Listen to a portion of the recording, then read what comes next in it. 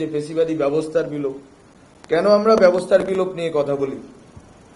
কারণ এই ব্যবস্থা শুধুমাত্র প্রশাসন যন্ত্রে ছিল না, শুধুমাত্র পুলিশ, বিজিবি, সেনাবাহিনী বিভিন্ন অংশে ছিল না, বরং এই ব্যবস্থা ছিল ব্যক্তি ধরে ধরে প্রত্যেকটা ব্যক্তি মানুষের মানবিক মর্যাদাকে লুণ্ঠন করার ব্যবস্থা।